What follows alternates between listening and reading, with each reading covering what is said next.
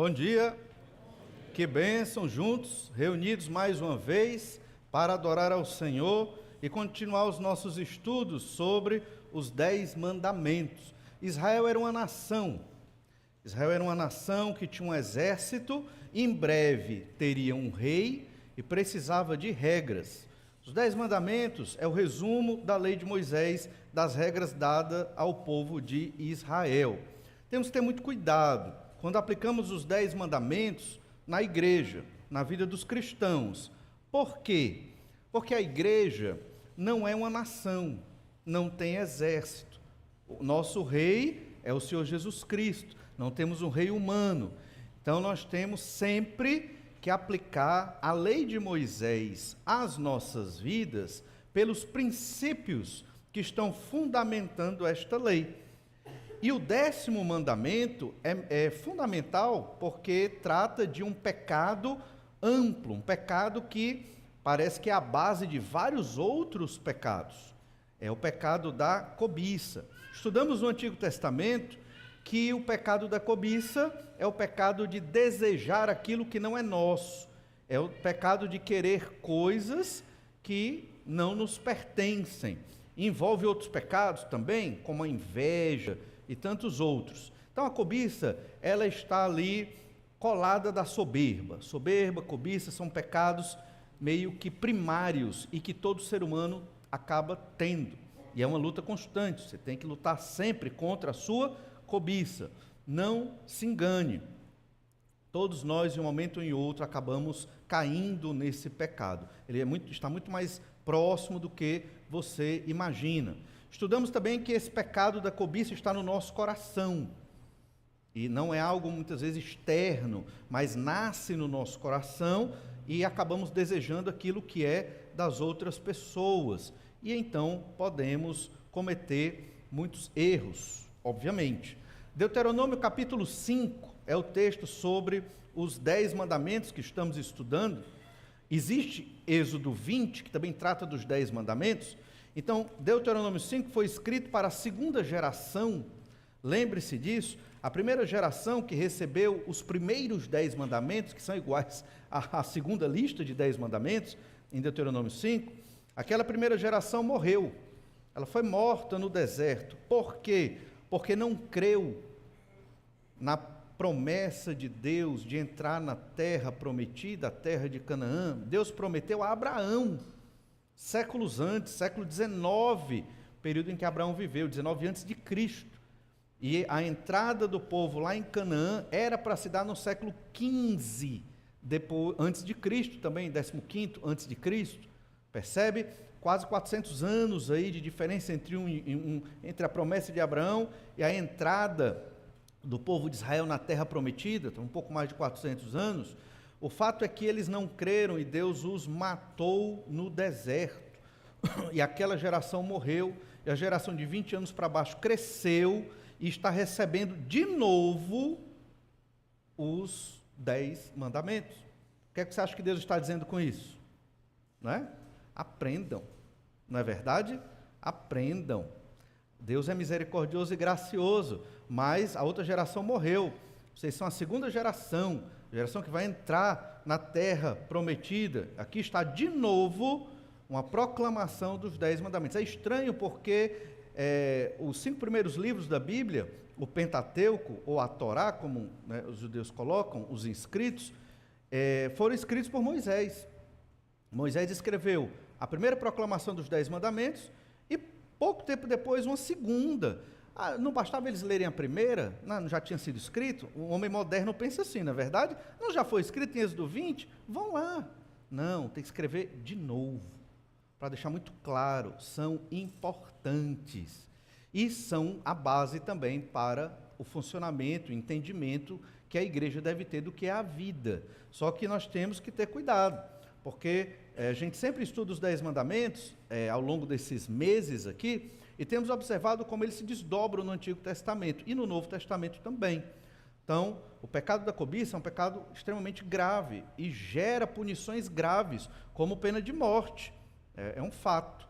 No entanto, dependendo daquilo que você está cobiçando, vai gerar uma pena de morte. Para Israel, no contexto da igreja, não.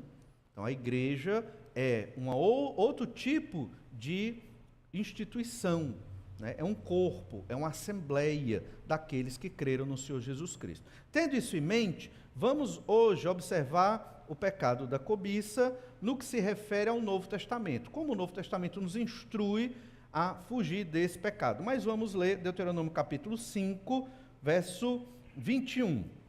Diz assim: não cobiçarás a mulher do teu próximo, não desejarás a casa do teu próximo, nem o seu campo, nem o seu servo, nem a sua serva, nem o seu boi, nem o seu jumento, nem coisa alguma do teu próximo você vai desejar. Então a cobiça é um desejo pecaminoso, é um desejo que você não deve ter. Ele vem no seu coração e você tem que estar treinado, capacitado pelo Espírito Santo para na mesma hora rejeitar. Se você não fizer isso, ela vai tomando de conta, e as coisas certamente não vão terminar bem.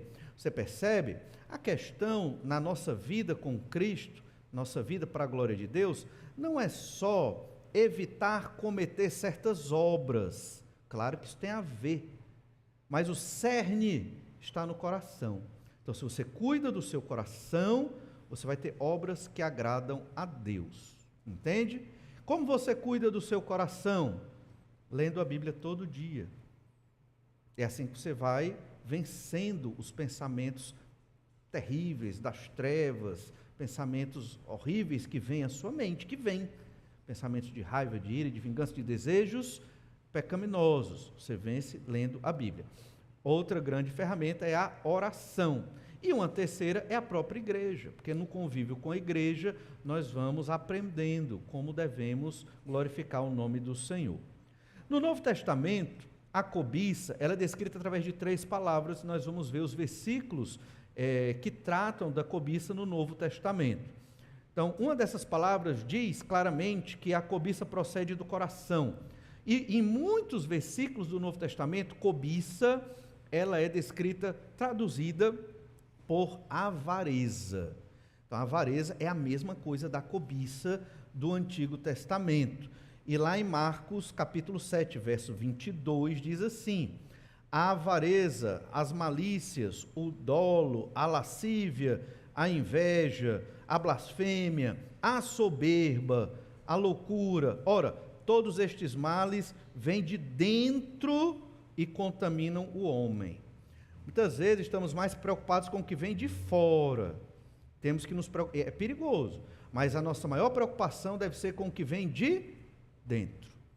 Se você estiver bem preparado com o que vem do seu coração, você vai saber lidar muito bem com os perigos externos, né? Com os pecados da sociedade de modo geral. A palavra cobiça aqui é avareza. Avareza a gente liga muito com a questão financeira, mas nesses textos nem sempre. Aqui, por exemplo, é cobiça mesmo. Então, a avareza é um desejo pelas coisas financeiras, um desejo ilegítimo. A ideia de você querer ter coisas achando que isso vai te fazer feliz e fazer o dinheiro, a matéria, ser o seu Deus. É a cobiça no Novo Testamento, que é idêntica à cobiça do Antigo Testamento.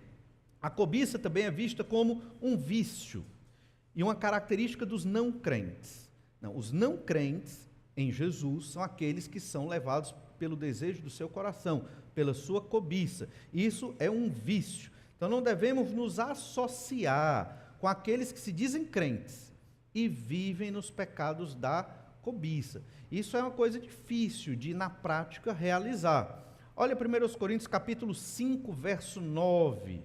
1 Coríntios 5, verso 9, diz assim: já em carta vos escrevi que não vos associeis com os impuros.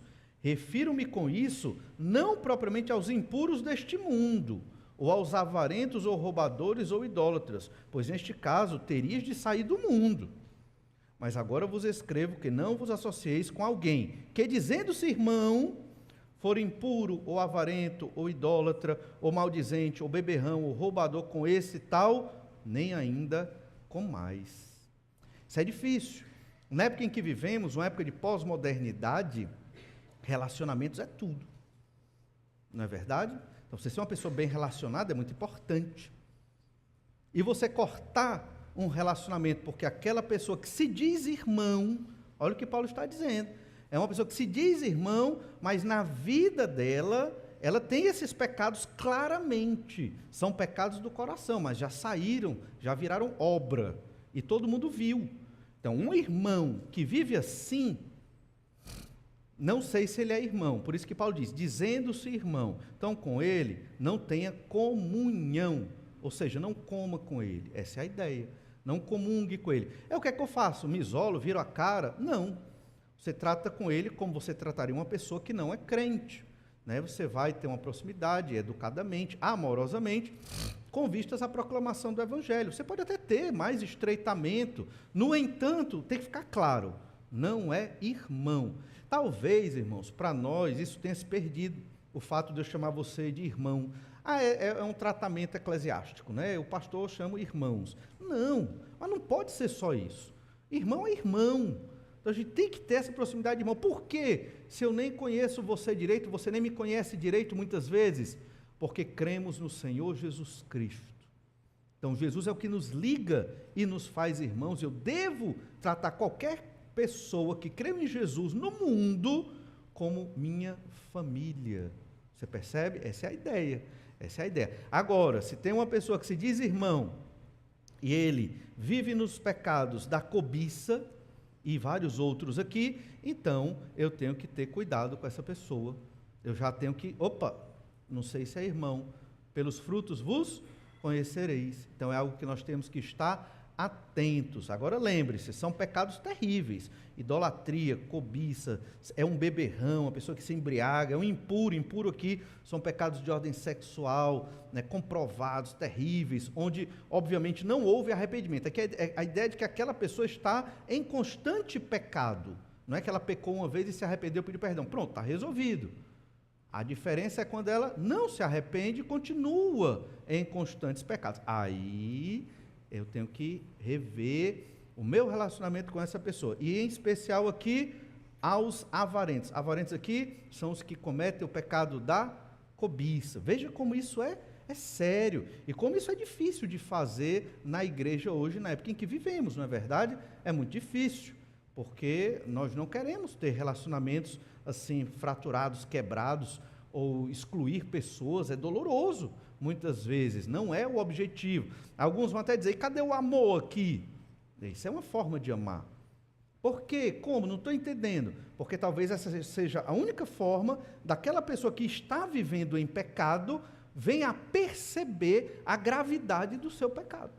Talvez seja a única ferramenta, instrumento, já que a palavra não resolveu, já que o conselho não resolveu, né? Então, a única forma é dar um passo atrás. Não quer dizer excluir a pessoa completamente do convívio, mas quer dizer que você mudou de categoria.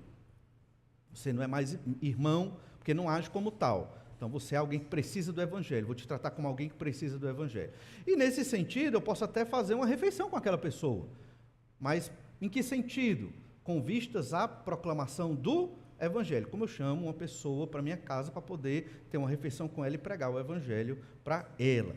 Em 1 Coríntios 6,10 diz assim, nem ladrões, nem avarentos, nem bêbados, nem maldizentes, nem roubadores herdarão o reino de Deus. É avarentos aí novamente, que são os que pecam com relação à cobiça. Essas pessoas não vão herdar o reino de Deus, não são crentes. Agora lembra, isso aqui não é um pecado que a pessoa cometeu, se arrependeu e voltou à comunhão. Não, aqui é um pecado constante, é um pecado que se expressa na vida daquela pessoa. Lá em Efésios capítulo 5, verso 5, diz ainda, sabei, pois isto, nenhum incontinente ou impuro ou avarento aí é o cobiçoso, que é idólatra, tem herança no reino de Cristo e de Deus. O incontinente, a pessoa que não se domina, o impuro é o que peca com relação a aquelas questões sexuais, principalmente. O avarento, que é idólatra, a cobiça é um tipo de idolatria. Quem tem essa prática de vida não é crente. Isso aqui não é um pecado pontual. Isso aqui o apóstolo está falando de uma prática de vida. Isso é constante e comum na vida daquela pessoa. Bem, a cobiça também é idolatria, uma prática de heresia. Paulo descreve a avareza, que é a cobiça, como uma idolatria. Lá em Colossenses, capítulo 3, verso 5, diz assim: fazei, pois, morrer a vossa natureza terrena, prostituição, impureza, paixão lasciva, desejo maligno e a avareza, que é idolatria. O desejo por essas coisas mundanas, carnais, inclusive o dinheiro, é idolatria. Então é pecado ter dinheiro? Não. É o desejo por essas coisas, entende? Um desejo além do normal, além do lícito. Isso é idolatria. E o que eu devo fazer? Paulo já deu a dica aqui em Colossenses 3:5. Faça morrer a sua natureza terrena. Você tem que matar isto na sua vida. Isso requer disciplina. Não é uma coisa, eu vou deixar gradativamente. Não é assim. Ninguém deixa pecados gradativamente. Nós não devemos, irmãos, ser radicais. Nós devemos ser sempre pessoas equilibradas, principalmente na leitura que temos da Bíblia Sagrada. Mas no que se refere a pecado, não devemos ser equilibrados. Nós devemos, com o nosso pecado, cortar de uma vez. Não existe meio termo. Não existe gradação. Não, eu vou melhorando. Não, você corta. Pá! É assim que funciona. Certo? Então, com relação à cobiça, você tem que deixar de cobiçar as coisas. Como? Mate a sua natureza terrena. Isso envolve o quê? Já falei das disciplinas espirituais. Você pode acrescentar aí também o jejum, junto com a oração. E, obviamente, né, você vai trabalhando na sua vida para procurar coisas que ocupem a sua mente e coração, para que você não fique desejando e cobiçando as coisas erradas. Certo? É muito importante o que nós colocamos na nossa mente durante a semana. Com o que você ocupa a sua mente? Você pode ocupar a sua mente discipulando uma pessoa, estudando a Bíblia com um irmão durante a semana. Você pode ocupar a sua mente lendo um bom livro que trata das coisas do Senhor, ou que reflete as coisas do Senhor. Como você ocupa a sua mente? Quando você não ocupa, ou ocupa de maneira errada, você vai ter certamente desejos pecaminosos. Em 1 Tessalonicenses, capítulo 2, verso 5, diz: a verdade é que nunca usamos de linguagem de bajulação, como sabeis, nem de intuitos gananciosos. Deus disto é testemunha. Essa expressão intuitos gananciosos é uma palavra grega para cobiça. Ou seja, Paulo está dizendo, nunca usei de cobiça quando estive com vocês. E aqui é falando aos Tessalonicenses de que Paulo não desejou o dinheiro deles. E é por isso que Paulo disse, olha, eu vou trabalhar e me manter, já que vocês não estão querendo sustentar o missionário. E assim ele fez. E depois ele falou para os filipenses, né, que de Tessalônica não veio sustento para ele, e que os filipenses ajudaram até quando ele estava em Tessalônica. E Paulo precisou trabalhar e seguir como missionário, plantador de igrejas, e certamente isso deixou ele muito cansado. Ele só conseguiu também porque ele não tinha uma família, ele estava nesse momento da sua vida solteiro, então ele dedicou todo o seu tempo, trabalho e plantação de igreja, e aqueles irmãos não o ajudaram. E Paulo deixou muito claro, eu não vim com o desejo da cobiça, né? O desejo de ter o dinheiro de vocês. Lá em 2 Pedro, capítulo 2, verso 2, e muitos seguirão as suas práticas libertinas, e por causa deles será infamado o caminho da verdade.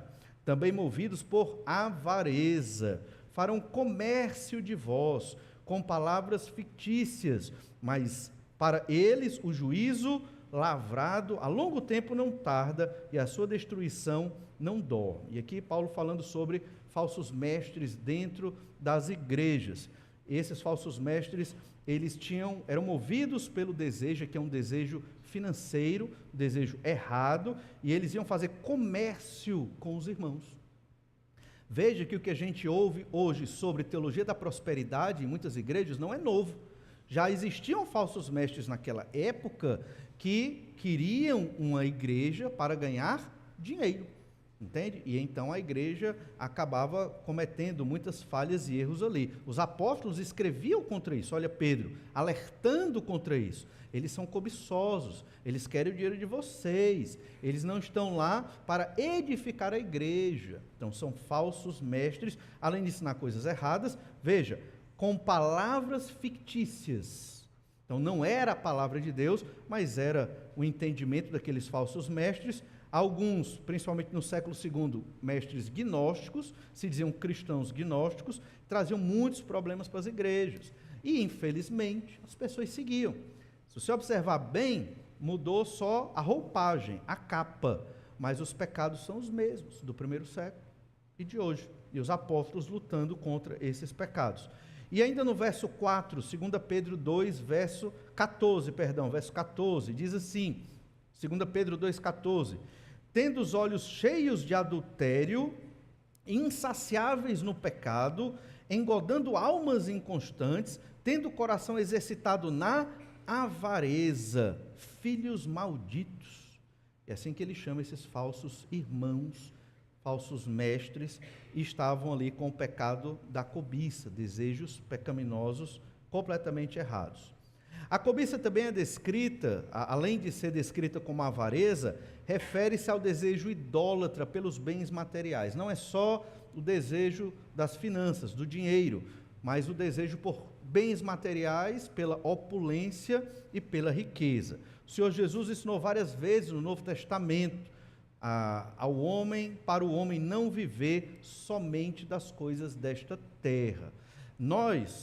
Esse pecado já existia, mas parece que na nossa época esse pecado foi potencializado. E o ensino do momento, por conta de várias ideologias vigentes, é que a matéria traz felicidade. É que tudo é matéria, que não existe, né, o aspecto espiritual. E, obviamente, muitos vão dizer que Deus não existe. Logo, eu tenho que ser feliz aqui, hoje. Então, eu preciso do recurso para ser feliz. E esse ensino é muito forte, muito forte. Aprendemos isso desde o jardim de infância. E talvez os nossos próprios pais, crentes, acabem ensinando isso também para nós. Não estou dizendo que não precisamos do dinheiro. É necessário por conta do pecado que existe no mundo. É necessário trabalhar, pagar suas contas, sustentar sua família, ter recurso. É óbvio, isso é claro. No entanto, isso não pode ser o objetivo da vida de um crente. Esse é o grande problema. Esse é o objetivo da minha vida. Ter esse recurso, ter esse status, chegar nesse grau de instrução, é o objetivo da minha vida. Eu vivo para isso. Aí você se tornou um crente ateu. É uma incoerência total, um paradoxo. Você se tornou um crente materialista. Você se tornou um crente que acredita em Deus, mas vive como os ateus materialistas. Não pode. Então, lembra do equilíbrio? É o equilíbrio. Então, ao mesmo tempo que eu tenho que ter o recurso para a minha vida e criação dos meus filhos e viver nesta terra, eu também tenho, principalmente, obviamente, eu tenho que estar acima de tudo, me dedicar ao reino de Deus, né? De coração, com todo o meu ser. E isso é uma coisa muito difícil para nós. Olha o que Jesus diz. Lucas 12, verso 15. Difícil para nós, sociedade contemporânea, pós-moderna, né? Lucas 12, 15.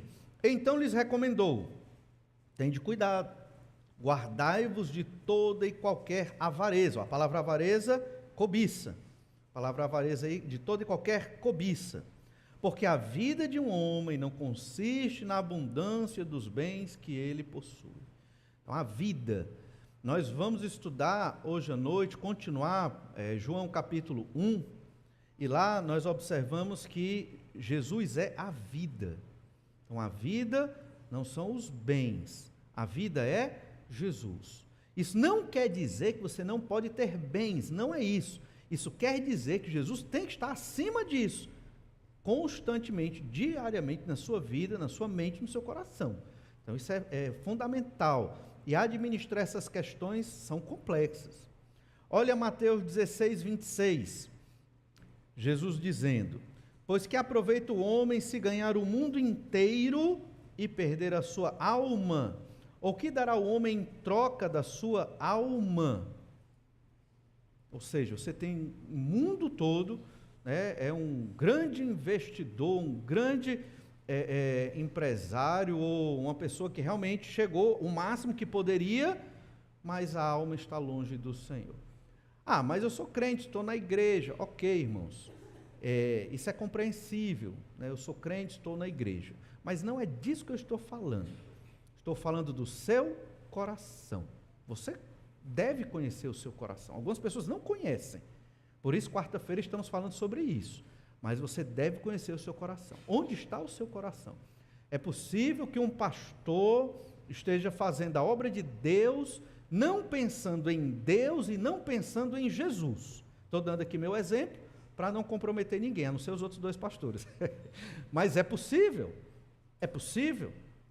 E acontece, e talvez seja até comum. Você tem que entender por que eu estou fazendo isso.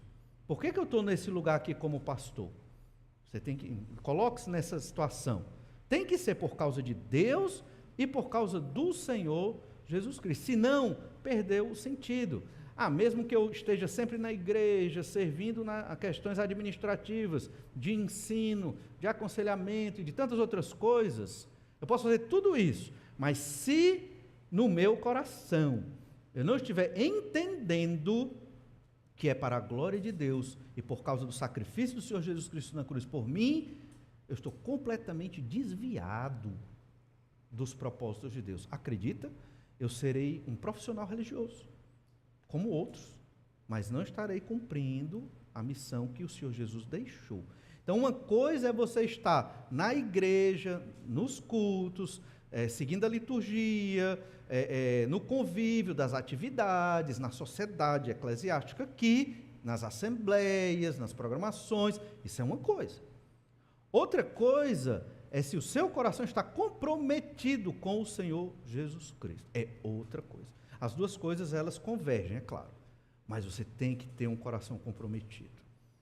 Você tem que ser muito honesto com o Senhor, para não cair no pecado da cobiça. O pecado da cobiça parece que é um macro pecado que engloba vários outros, que é o de desejar coisas que você não deve desejar, é desejar outros pecados. E um desses aqui, que o Senhor Jesus enfatiza muito, é o desejo das coisas. Vivemos numa época, que veja bem, na época do Novo Testamento e do Antigo Testamento, Deus estava na cabeça de todo ser humano. Não estou falando só do Deus verdadeiro, o Pai do Senhor Jesus Cristo, Deus Pai, Deus Filho e Deus Espírito Santo. Estou falando do conceito Deus. Todo ser humano naquela época pensava num Deus, deuses errados, mas eles tinham esse entendimento de um Deus. Entende o que eu estou querendo dizer? Os séculos se passaram, e talvez é interessante, até sugiro você estudar essa parte da história, é muito legal você entender isso. Da Idade Média para cá, foi construído século após século, nas universidades, né, da Europa. Isso chegou, obviamente, a nós, século após século, até chegar no século XX. O quê? Uma desconstrução de quem é Deus. A nossa sociedade hoje é uma sociedade que não considera a pessoa de Deus como existente. Isso é cultura, é cultural. Já está na cultura da sociedade moderna, pelo menos ocidental. As pessoas nem questionam Deus, por isso que a Europa é secularizada. É isso que nós chamamos de fenômeno do secularismo. Deus não está mais em canto nenhum. Deus, quando eu digo em canto nenhum, entenda, Deus é onipresente. Deus não está em canto nenhum, em que sentido? Que as pessoas não falam de Deus, não querem saber de Deus. Deus nem é cogitado, entende? Aonde é que Deus é mencionado e falado e cogitado? Na igreja. As igrejas se tornaram um gueto. Não se fala de Deus nos shoppings, não se fala de Deus nas universidades, não se fala de Deus nas escolas, não se fala de Deus nos comércios, não se fala de Deus em canto nenhum. Percebe? Isso é o processo de secularização. Sociedade antiga e medieval, mesmo de maneira errada, mas Deus era falado nas praças, Deus era falado nos parlamentos, no Senado, Deus era falado nas escolas, nas universidades, todo canto. Deus era tópico. Deus era fundamental, mesmo que de maneira errada, explicado de maneira errada, entendem? Então vivemos numa época de extrema secularização. Por conta disso, qual o valor que mais se destaca numa sociedade sem Deus? É o dinheiro, é o poder. Então isso é uma pressão muito forte para nós crentes no Senhor Jesus Cristo. E então o Senhor Jesus diz lá em Mateus capítulo 5, verso 27, ouvistes que foi dito, não adulterarás. Eu, porém, vos digo, qualquer que olhar para uma mulher com intenção impura no coração, já adulterou com ela. Então você percebe que o pecado da cobiça, e aqui é um exemplo de pecado da cobiça, ele já está na mente e no coração. Então não devemos olhar com intenção impura para mulheres e nem mulheres para homens, né? Como Jó fez esse compromisso de guardar os seus olhos, nós também devemos fazer esse compromisso de guardar os nossos olhos. E a ideia realmente é fechar os olhos, é virar o rosto, é não ter contato com nenhum tipo de pornografia para poder ter uma mente limpa, uma mente pura, para não cair nos pecados da cobiça. Ah, mas eu sou religioso, eu sempre estou na igreja, eu sempre estou nos cultos, eu tenho algum serviço aqui na igreja. Isso não te livra do pecado da cobiça. Os fariseus conheciam a lei de Moisés decorado. Já pensou? Os 5 primeiros livros da Bíblia. Eles sabiam citar os textos de uma maneira hábil. Os fariseus faziam isso. Mas olha o que o Senhor Jesus diz lá em Lucas 16, 14. Os fariseus que eram avarentos ouviam tudo isto e o ridiculizavam. Então estavam ridicularizando o Senhor Jesus Cristo, e que avarento literalmente é amor ao dinheiro. Eles eram profissionais da religião. Eles iam nas casas das viúvas, faziam orações, porque queriam voltar dali alimentados, né? Receber uma refeição daquela viúva que já não tinha muito com que se manter. E viviam nessa religiosidade para ganhar dinheiro das pessoas. Então a cobiça está numa lista de pecados e vícios descrita como avareza. Paulo apresentou essa lista lá em 2 Timóteo capítulo 3, a partir do verso 1. Olha o que diz lá sobre cobiça, 2 Timóteo 3, 1. Sabe, porém, isto, nos últimos dias sobrevirão tempos difíceis, pois os homens serão egoístas, avarentos, jactanciosos e assim por diante. Tem toda uma lista aqui, e avarentos aqui, cobiçosos, tem o desejo pelas coisas desta terra. No final, verso 5 diz assim, tendo forma de piedade, negando-lhe, entretanto, o poder, foge também destes. Ele já falou isso lá em Coríntios, para fugir desses irmãos, que se dizem irmãos, mas são cobiçosos, avarentos, e aqui novamente, foge desses. Tem uma aparência de piedade. Então temos que ter muito cuidado. Temos que ser criteriosos, temos que ter o equilíbrio e temos que entender o que é o pecado, né, como o pecado se manifesta, amar o pecador no sentido de pregar o evangelho, de ajudar, né, de capacitar aquela pessoa a deixar o pecado, mas quando o pecador é obstinado, ele não quer deixar o pecado e viver na vida de pecado, aí nós temos que ter uma postura como crentes em Jesus mais séria, uma postura de distanciamento. Não é a primeira vez que isso aparece no Novo Testamento. A cobiça é descrita como amor ao dinheiro, amor do dinheiro. Este amor é a raiz de todos os males. A cobiça é a raiz de todos os males. 1 Timóteo 6,10, porque o amor do dinheiro é raiz de todos os males, e alguns nessa cobiça se desviaram da fé, e assim mesmo se atormentaram com muitas dores. Vivemos numa época onde isso é muito propício. E eu pego o exemplo dos jovens aqui, né? Jovem pensa em profissão. Qual profissão eu vou, né, ter para a minha vida?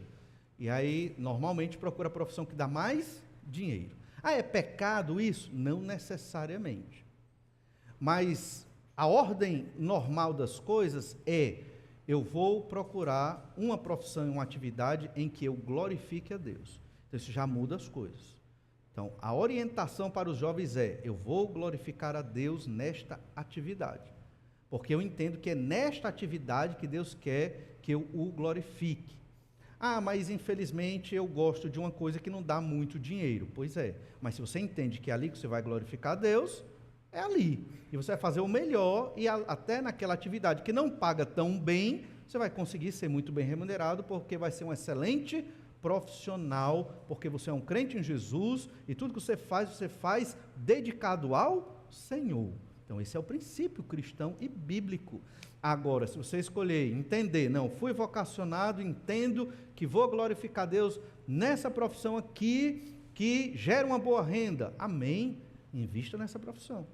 Mas o parâmetro não é o quanto eu vou ganhar. O parâmetro é como eu glorifico a Deus com a minha vida nesse serviço.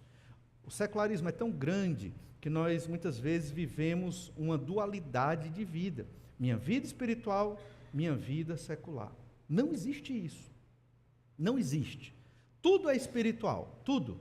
Se você observar bem, e aqui, com todo cuidado, até a forma das pessoas irem no banheiro, na travessia lá no deserto, era uma norma da lei, era espiritual. Até a forma das pessoas irem no banheiro. O alimento que eles comiam era espiritual, porque eles tinham que escolher o alimento que Deus disse que podia e o que não podia. Óbvio, não seguimos essa lei de Moisés, essa parte da lei de Moisés, somos a igreja do Senhor Jesus Cristo, mas o princípio é claro. Até os detalhes da minha vida têm que ser orientados por um entendimento espiritual à luz da Bíblia Sagrada. Ou seja, a minha profissão. Sua profissão, ela tem que ser para a glória de Deus. Ali Deus tem que ser glorificado. Ali você tem que ser luz no meio das trevas. E, obviamente, você vai passar cerca de 8 horas do seu dia, às vezes mais, uma grande quantidade de horas num local, tem que ser algo que você esteja bem para realizar, de modo que você glorifique a Deus assim. Tudo na nossa vida deve glorificar o Senhor. Um lazer, o tempo com a família, um filme, tudo que você for fazer, você tem que sempre, Deus gosta disso, isso é interessante. Óbvio, não tem nada perfeito nesse mundo, mas a gente tem que sempre rumar e nos aproximar para as coisas do Senhor. A cobiça, ela é um pecado terrível, um desejo que é muito forte dentro de todos nós que somos pecadores. Ela está latente em todos nós e nós temos que dominar esse pecado, nunca ceder a ele. Desejos impróprios, desejos pelo dinheiro, para que o dinheiro se torne o Deus da nossa vida, desejos talvez por fama, por poder e por tantas outras coisas. Tiago nos fala sobre outro termo do Novo Testamento que trata da cobiça. Tiago capítulo 1, verso 14. Diz assim: ao contrário, cada um é tentado pela sua própria cobiça, quando esta o atrai e seduz. Então, você é tentado pelo seu próprio desejo, o desejo está em você. Se você cede a ele, você cedeu à tentação. Então, não pense que o perigo está fora. Também, Satanás coloca as armadilhas. O perigo está ao nosso redor, também. Mas esse não é o pior. O pior perigo está dentro de mim, dentro de você. É esse desejo latente de querer pecar. E é isso que eu tenho que trabalhar. Porque vencendo esses pecados, certamente os exteriores, os externos, vamos conseguir vencer também. Aí o verso 15, Tiago 1,15. Então a cobiça, depois de haver concebido, dá à luz o pecado. E o pecado, uma vez consumado, gera a morte. Nunca o pecado vai trazer coisa boa. Nunca, nunca. Tire isso da sua cabeça. É um ensino que nós temos que colocar na nossa mente todo dia. Nunca um pecado vai trazer coisa boa. Nunca, nunca. Pode estar parecendo lindo, bonito, mas não vai gerar morte. Cobiça, desejo, pecado, morte. Lembra disso? Está aqui. Tiago 1,15. Por isso que se você suprime esses desejos impróprios no seu coração, se você mata esse aspecto da sua carne, você não chega nem ao pecado e muito menos na morte. A morte aqui não é só a morte física, mas é matar o seu espírito. Muitas depressões, não é a única forma de ter depressão, mas muitas formas de depressão, elas existem por conta de pecados. Morte, depressão, talvez para alguns é pior do que a própria morte, entende? Então, cobiça gera pecado, pecado gera a morte. Tiago 4,2 diz ainda, Tiago capítulo 4, verso 2, cobiçais e nada tendes, Matais e invejais e nada podeis obter. Viveis a lutar e a fazer guerras, nada tendes, porque não pedis. Resposta para a cobiça? Oração. Converse com o Senhor. Peça a Deus: Senhor, preciso pagar minhas contas, estou difícil, o pagamento é curto, me ajuda no emprego melhor. Ore a Deus. Um crente que quer pagar suas contas e quer dar uma boa condição para a sua família, isso é glorificar a Deus? É. Então você tem uma oração legítima, um pedido legítimo: Senhor, me ajuda porque eu quero viver nessa condição mais tranquilo, dormir bem, dar uma condição boa para a minha família. E o Senhor há de responder a sua oração. Mas muitos desejam, tentam nos seus próprios métodos e acabam não conseguindo as coisas. Nada tem, fazem guerra, luta, briga, inveja, né? Aqui ele fala de vários pecados que nós já mencionamos, derivados da cobiça, e não recebe. O crente, ele ora, ele louva a Deus, agradece a Deus pelo que tem, está satisfeito com a sua vida, porque se eu estou aqui do jeito que eu estou, é porque Deus abençoou até aqui, você também, se está do jeito que você está, é fruto da bênção de Deus na sua vida. Louve a Deus por isso, agradeça a Deus por tudo que o Senhor tem feito por você e tem te dado. E ore e peça: se o Senhor quiser, me abençoa nessa área para que eu viva melhor e tenha condição de glorificar o nome do Senhor Deus. E aqui um desafio a todos aqueles que já se aposentaram, por exemplo: dedique mais tempo ao Senhor. Aqueles que têm um trabalho mais tranquilo e um tempo até mais folgado, dedique mais tempo de serviço ao Senhor. Eu sei que alguns trabalham muito, né? 8, 10 horas por dia, fica mais difícil. Mas lute para fazer seu culto doméstico, lute para ter o seu devocional diário e uma vida de oração. Mas sempre devemos estar investindo nossas vidas para a honra e a glória do Senhor e certamente fugindo dos desejos da cobiça. Vamos orar? Pedir que o Senhor nos abençoe. Obrigado, Senhor, pelos mandamentos que o Senhor nos dá. Certamente eles são regras, são leis, mas leis que dão vida, que nos livram da morte e que nos dão felicidade. Às vezes é difícil para nós, ó Pai, compreender certas regras da Tua Palavra como regras para a vida, mas verdadeiramente são. Nos trazem alegria quando nós vencemos tais pecados.